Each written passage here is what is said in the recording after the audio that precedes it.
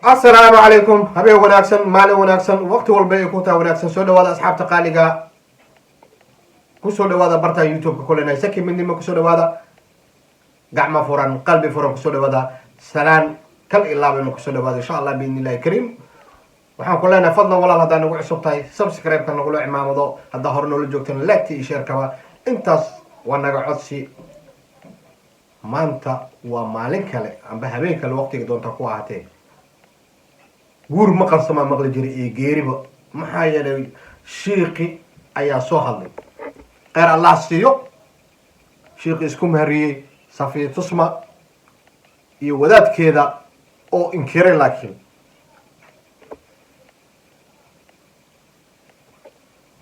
wax walba waa arkaysaa tan loo kaleeto ma ii dhimneed waa sheekada gabar Soomaaliyeed hooyo Soomaaliyeed la aroosaya haddana waxa leeyahay يا أنا ما بأروسين بو ورد بر إلا دعوة بشيء كذا أنا قلت ولي وواحد الناي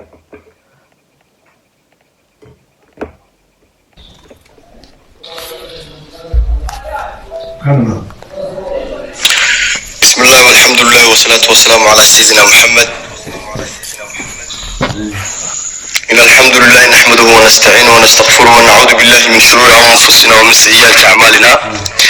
من يهدي الله فهو المهتد ومن يضلل فلا هادي له.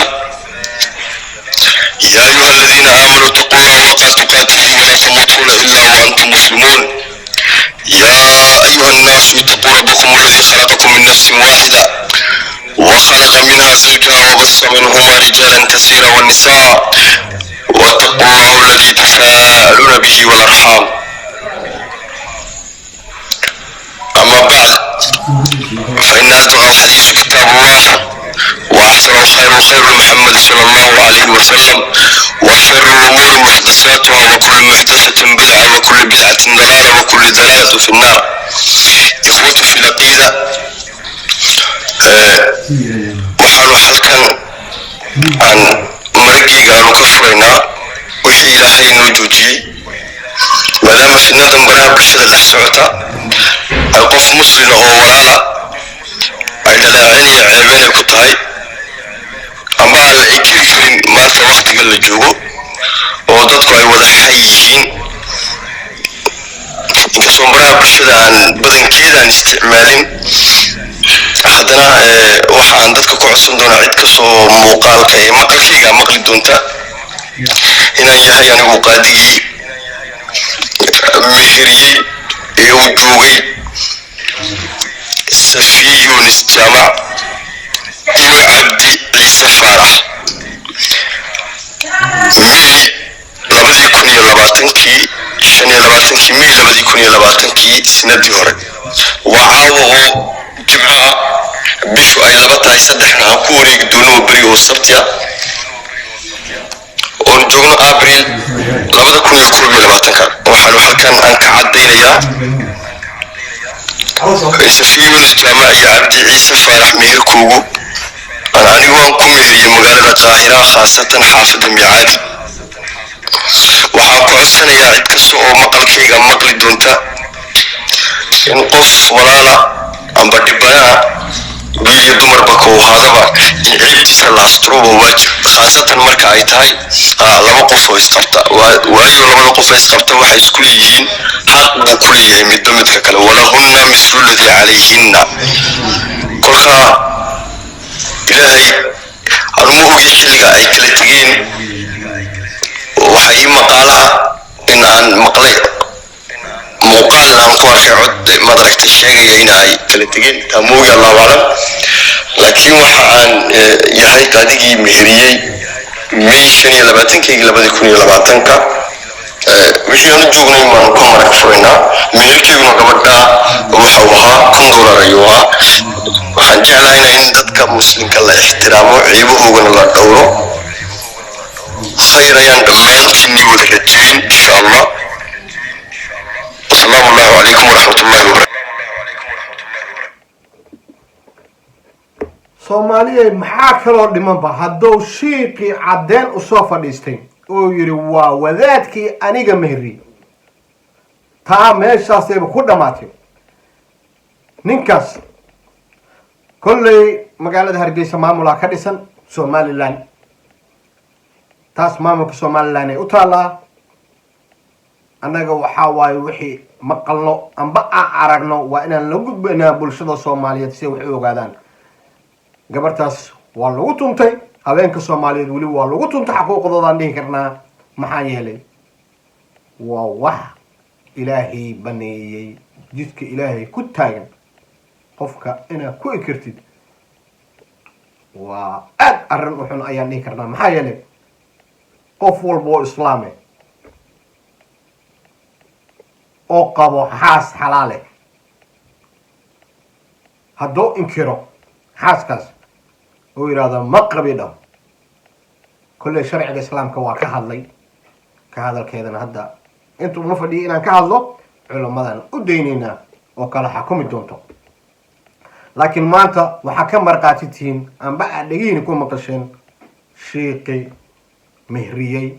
gabartaas ku mehriyey lacag gaarayso cudadeeda $1 wuxuuna soo hadlay waqti saas u fog maahan xaaladaana soo hadlay kolley jimcay sabti kala wareegayaan sidaad maqasheen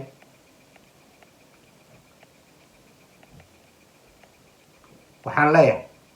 kolley raggii horey wax u baabi'iyeen waraawo ilba waxma dhowreynin haddana guurkii xalaasha ahay ayay baabi'inayaan dadkan ma garanayo aniga kolley soomaaliya aniga waa isdhiibaan dhihi karaa maxaa yeelay arrintaas arrin aad iiga naxiso waaye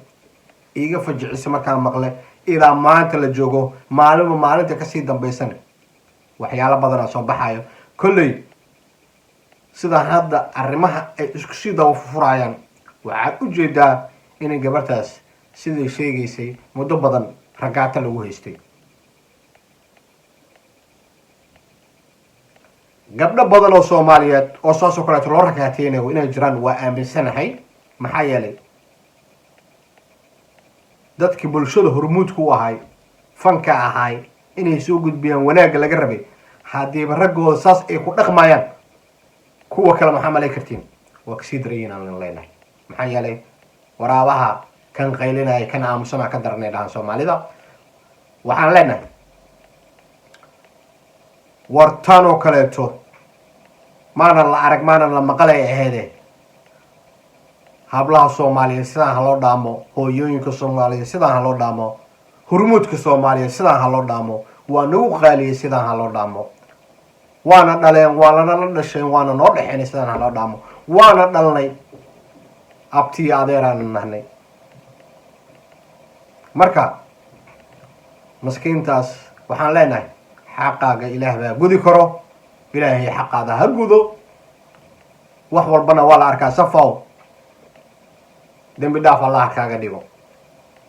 dembi hee dhaaf allah kaaga dhigo maxaa yeelay ku samaan jecel iyo ku xumaan jecel buu kusoo wada ataagay maskaxda degso ayaan leenahay safiya qaali insha allah ummadda soomaaliyeed qaaliyaa ku tahay hooyo qaaliyaa tahay haweenka walbana qaaliya nagu yihiin agteen insha allah waxaan leenahay wanaagga ma qarsoomayo xumaanta waa dhammaan doontaa insha allah biidni illahi kariim odagaa lagu xumaamada mar kale waxaan leenahay subscribe-ka iyo leegto wada socday sheerka wixii aad ka qabtiin oo fariinana hoos waa noogu dhaafi kartiin intaas waxaan leenahay wanaagga ha waaro xumaantaan ha harto insha allah biidni illahi kariim intaan video lamuday aan ku kulmayno insha allah mac salaamo caafimaad ayaa in wada rajeynayna insha allah biidni illahi kariim bye bye